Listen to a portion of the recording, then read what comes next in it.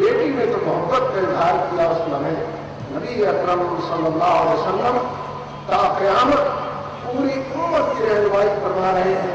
اور بتا رہے ہیں کہ غلبہ دین کی جدوجہد, اقامت دین کی جدوجہد, بندوں کو بندوں کی غلامی سے نکال کر بندوں کے رب کی طرف بلانے اور ہٹانے کی جدوجہد, یہ تمہارا اول و آخر ہو, یہ تمہارا منجا و باوا ہو, یہ تمہارا اوڑھنا و بچھونا ہو, یہ تمہارے وقت کا صحیح قدرتی استعمال ہو, یہی تمہاری توانائیوں کا مصرف اور مسکن ہو. اسی لیے تم برپا کیے گئے ہو. کنتم خیر امۃ اخرجت للناس تأمرون بالمعروف وتنہون عن المنکر وتؤمنون باللہ. دیکھا آپ نے یہ سیرت کے واقعات کو جوڑنے سے جو پتہ چلتا ہے کس منزل کی طرف آپ لے جا رہے ہیں, غلبہ دین کی منزل. ایک ایسی جدوجہد جس کے نتیجے میں عدل کا اور انصاف کا بول بالا ہو, یعنی قرآن و سنت کا نظام قائم ہے. ایک ایسی جدوجہد کی طرف آپ بڑھا رہے ہیں. کیسے اس سے روایت پائی ہے, معاشرے میں جو طوفان اٹھا ہے, معاشرے میں جو آبادی جو انتشار بڑھا ہوا ہے, کیسے اس سے روایت پائی ہے. سردار قریش اپنی تشویش کے اظہار کے لیے اپنی منزل سے اس گرنے پر گفتگو و تبادلہ خیال کر رہے تھے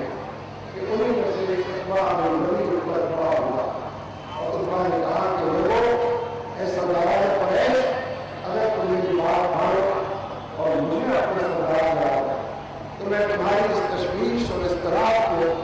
ان تک پہنچاتا ہوں کہ ہم کچھ بولے میں رہتے ہیں. کیا اگر بالکل کرنے کا کوئی پروگرام آ جائے پھر جو کچھ وہ کہے وہ ان تک پہنچا. سردار قریش نے یہ سنا تو عتبہ بن ربیع کی اس پیشکش کو فوراً قبول کر لیا اور کہا کہ عتبہ جاؤ اور جا کر ہمارا پیغام اور ہمارے اس طرح سے ان کو آگاہ کرو, پھر جو کچھ وہ کہے وہ آگاہ سے ہوگا. عتبہ اٹھا. نبی اکرم صلی اللہ علیہ وسلم ذکر و فکر کے اندر مشغول تھے. آپ کے اندر نظر سے حاضر ہوا, آپ نے سر اٹھا کر اس کو دیکھا, بیٹھنے کا اشارہ دیا اور پھر پوچھا کہ زمین کیسے گزارا ہوا ہے. خطبہ میرا ہوا. اس نے کہا کہ یہ تم نے پوری قوم کا اپائی بنا دیا, تم ہمارے بچوں کو بنا کرتے ہو, آبا و بات کو دین کی بات کرتے ہو, تم ہمارے بچوں کو روایت کو بنا کرتے ہو, تم معاشرے کی ساری قدروں کو گڑبڑ اور کثرت قرار دیتے ہو, تم ہمارے ہر کہیں کو اس پر کرتے تنظیم کھیلتے ہو. تم بتاؤ کہ آخر کیا کرو. اگر دولت چاہتے ہو اس قدر دولت کے انبار لگائیں گے کہ تم اس کے اندر گم ہو کے رہ جاؤ. عزت و شہرت چاہتے ہو, ہم تمہیں اپنا سردار بنائے دیتے ہیں. تمہاری مرضی اور منشا کے بغیر, تمہارے کہے اور ایما کے بغیر اپنی اجتماعی زندگی کا کوئی فیصلہ نہیں کرے گا. اگر عورت چاہتے ہو مکے کی جس عورت کی طرف اشارہ ہو تمہاری خدمت کو پیش کرے, اور اگر تم پر کوئی اثر ہو گیا ہے, کسی جن دور آسیر میں تم کو آ گیا ہے, تو بتاؤ ہم بہتر سے بہتر تمہارا علاج کریں. اب آپ ذرا دیکھیے کہ سردار قریش نے نبی اکرم صلی اللہ علیہ وسلم کو سبھی کچھ کو پیش کر دیا. آپ کو دولت بھی پیش کی گئی, عزت و شہرت بھی پیش کی گئی, آپ کو عورت بھی پیش کی گئی, آپ کو صحت بھی پیش کی گئی, لیکن نبی اکرم صلی اللہ علیہ وسلم یہ یظہرہ علی الدین کلہ ولو کرہ المشرکون, کسی کی پیشانی پر بل پڑے, کسی کی تیوریوں پر آنچ آئے, کسی کو برا لگے بھلا لگے, غلبہ دین کی جدوجہد تمام ادیان باطلہ کے مقابلے, تمام فلسفوں اور نظریات کے مقابلے, تمام نظام ہائے زندگی کے مقابلے میں اللہ اور اس کے رسول کے فرمان کو, قرآن و سنت کے پیغام کو غالب کر دکھانا دلیل کے طریقے پر,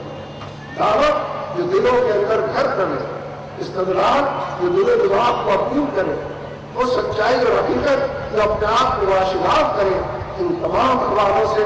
انسانوں کو فتح کیا جائے, دل و دماغ کو مسخر کیا جائے. جدوجہد کے نتیجے میں پھر معاشرے کے اندر جو عناصر ترکیبی وہ ہے کہ جو اشرار کہلاتے ہیں ان سے بھی نپٹا جائے۔ اس لیے میرے دوستوں، جب تک کہ اس مشن کے ساتھ تعلق پر وابستگی پورے طریقے سے نہیں ہوگی، ممکن نہیں ہے کہ سیرت کے پیغام کو سمجھا اور جانا جا سکے اور بدلے اولا اس پر عمل کیا جا سکے۔ میں ایک جانب اور اشارہ کروں گا، پھر اپنی بات کو ختم کروں گا۔ نبی اکرم صلی اللہ علیہ وسلم مکے سے جب مدینہ طیبہ گئے 2-2.5 سال کا بمشکل عرصہ گزرا ہے۔ یہ غزوہ بدر کا میدان گرم ہوتا ہے اور یہ پہلی جنگ ہے جو مسلمانوں نے لڑی۔ بدر کے میدان میں جب لوگ اترے ہیں تو نبی اکرم صلی اللہ علیہ وسلم نے صحابہ کرام کو آرام کرنے کا حکم دیا کہ اگلی صبح معرکہ درپیش تھا،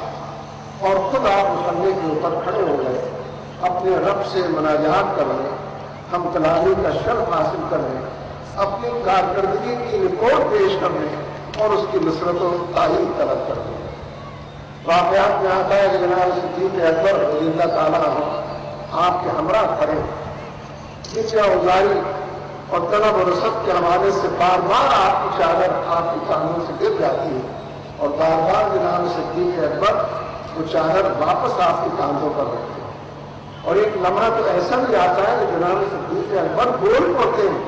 اگر یاد رہا تو میں عرض کروں گا، یعنی صدیق اکبر کے مقام کا تعین کوئی میں اور آپ کریں گے؟ صدیق اکبر کے مقام کا تعین تو ہو چکا، اور نبی اکرم صلی اللہ علیہ وسلم کے حوالے سے ہی ہوا ہے، اور نبی صلی اللہ علیہ وسلم اپنے رب کے سامنے گریہ گزاری بھی کر رہے ہیں،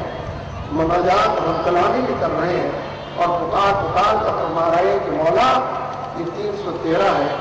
زندگی بھر کی کمائی ہے، بس یہ 313 ہے۔ وہ 10 سال، وہ 13 سال جو مکہ معظمہ میں گزرے، وہ 2 سال جو مدینہ طیبہ میں، یہ 15 سال کی جمع پونجی ہے جو تیرے دربار میں لا کر میں نے پھیر کر دی۔ یہ 313 ہے جن کے پیٹ پر پتھر بندھے ہوئے ہیں، جن کے پیروں کو جوتیاں میسر نہیں،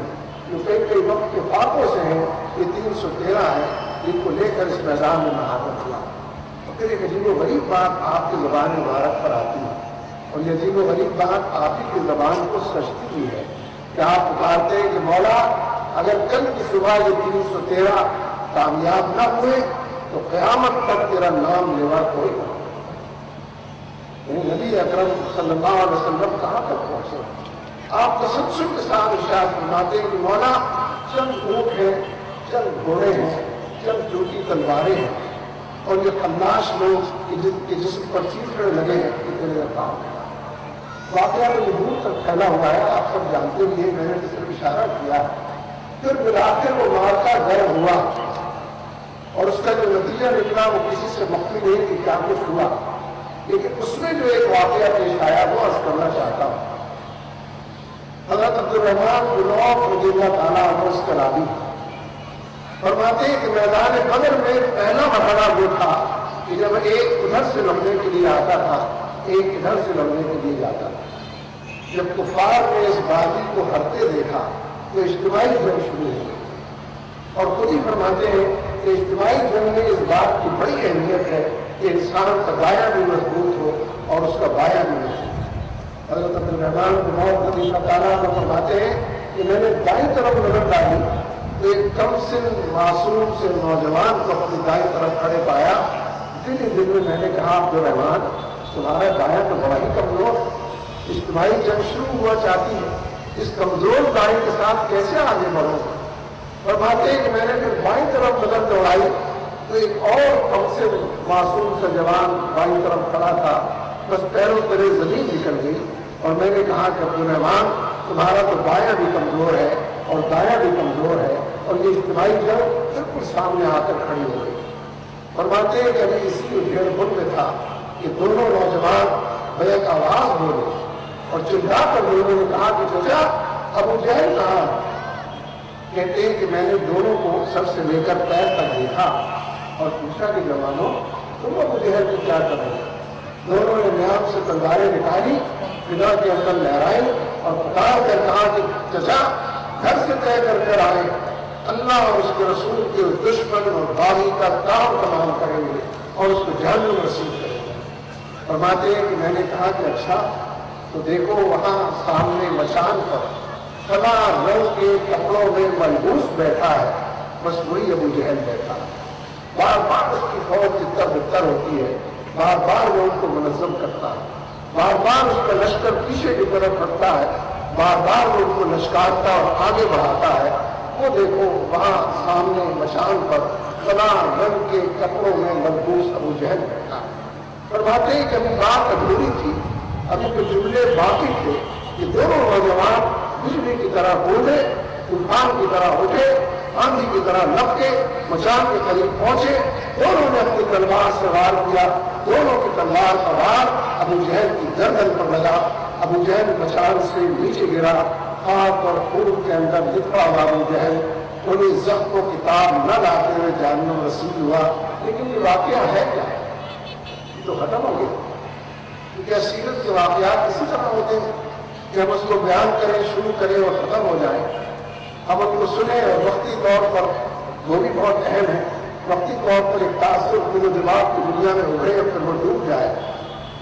یہ واقعہ تا قیامت امت مسلمہ کی میری اور آپ کی یہ رہنمائی کر رہا ہے کہ ہر دور کے اندر ابو جہل اٹھتے رہے۔ یہ جو دو نوجوان ہیں ان میں سے ایک کا نام معاذ رضی اللہ تعالیٰ عنہ ہے اور دوسرے حضرت معاذ رضی اللہ تعالیٰ عنہ۔ ہر دور کے اندر ابو جہل اٹھتے رہیں گے، نام ان کا اوباما ہوگا اور بش ہوگا اور بلیر ہوگا اور فلاں ہوگا، نام ان کے یہی ہوں گے، کام ان کے ابو جہل والے ہوں، نام بدل بدل کر انہیں کرداروں کے ساتھ تم ادھر ادھر کیا دیکھتے، تمہاری صفوں کے اندر معاذ اور معاذ موجود رہیں گے، وہ کردار موجود رہیں گے کہ جو ہر دور کے ابو جہلوں کی گردنوں کو ناپیں گے اور خاک اور خون کے اندر ان کو لپٹے رہیں گے۔ میرے دوستوں، یہ لمحہ تاریخ جس میں پوری دنیا کے مسلمان انتہا پسند قرار پائے، دہشت گرد کا لیبل جن پر لگایا گیا، کروڑوں مسلمانوں کو اسی بات کی سزا مل رہی ہے کہ ہے جرم ضعیفی کی سزا مرگ مفاجات، یہ برف گرتی ہے تو بیچارے مسلمانوں پر کہ آپ واقعی بہت بڑے مجرم، آپ مظلوم ہیں، ظالم کی رسی کو دراز ہو، آپ نے کوئی ظلم نہیں کیا۔ میں بلا خوف تردید یہ بات کہتا ہوں کہ پوری دنیا کے اندر مسلمانوں پر جو ظلم ہوا ہے، عراق میں بھی ہوا ہے اور ہو رہا ہے، فلسطین میں اور کشمیر میں بھی ہو رہا ہے، افغانستان اور شیشان کے اندر بھی ہو رہا ہے، صومالیہ کے اندر اور یمن کے اندر بھی ہو رہا ہے، لیکن مسلمانوں نے کسی کے اوپر ظلم نہیں کیا۔ اجتماعی دائرے کے اندر کسی لیے آپ دیکھیے کہ جو جہادی تحریکیں، رجوع اللہ کی تحریکیں، بندوں کو بندوں کی غلامی سے نکالنے کی تحریکیں، دعوت اللہ کی تحریکیں، تزکیہ نفس کے لیے، سیرت سازی کے لیے، کردار کو بدلنے کے لیے، زندگی اور اس کی سوچ، نقطۂ نظر، زاویہ نگاہ، سب کو تبدیل کرنے کے لیے اور سموچا مکمل انسان کی ترجیحات کو بدلنے کے لیے، یہ جو پوری دنیا کے مسلمان معاشروں میں اسلامی تحریکیں اور غلبہ دین کی تحریکیں، یہ مسلسل مزاحمت کی تحریکیں، ان کا ساتھ دینے کی ضرورت ہے، ان جذبوں کو پروان چڑھانے اور مسلسل آگے بڑھانے کی ضرورت ہے۔ حقیقت یہ ہے کہ آج کے ابو جہلوں نے چاروں طرف سے مسلمانوں کو گھیرا ہے اور خود ہمارے حکمرانوں پر بھی قبضہ جمایا ہے۔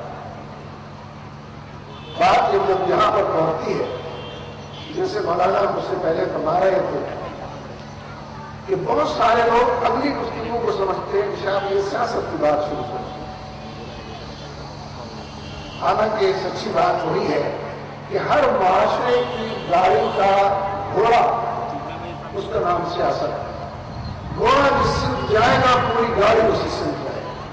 اس گھوڑے کا رخ تبدیل کیے بغیر، اس کا قبلہ اور کعبہ بدلے بغیر، اس کی باغیں اپنے ہاتھ میں لیے بغیر اور اس کو قابو کر کے منزل کا شعور پتہ دیے بغیر پورے معاشرے کو، پوری امت کو اور سارے انسانوں کو کسی صحیح سمت کے اندر نہیں ڈالا جا سکتا۔ نبی اکرم صلی اللہ علیہ وسلم کے دنیا سے پردہ کر لینے کے بعد کوئی نبی تو نہیں آنا، آپ تو خاتم النبیین، آپ پر تو نبوت کا اتمام ہے، اکمال، یہ پوری امت ہے کہ جو آپ کی قائم مقام۔ کنتم خیر امت اخرجت للناس تأمرون بالمعروف وتنہون عن المنکر وتؤمنون بالله۔ اس امت کی ذمہ داری ہے کہ وہ اس مشن کو لے کر اٹھے، غلبہ دین کے مشن، معروف کی چمک بندی کرے، منکر کے جھاڑ جھنکار سے لوگوں کو روکے، اور حالات کی خرابی میں ایک تناور درخت کی طرح اٹھ کر لوگوں کو سایہ فراہم کرے۔ اس لیے میرے دوستوں، آج کے اس دور کے اندر جو لوگ اور جو پلیٹ فارم اور جو گروہ یہ کام کر رہے ہوں، ان کا ساتھ دینے کی ضرورت ہے۔ اللہ تبارک و تعالیٰ ہمارا حامی ناصر ہو۔ اقول قولی ھذا استغفر اللہ لی ولکم ولسائر المؤمنین وآخر دعوانا الحمد للہ۔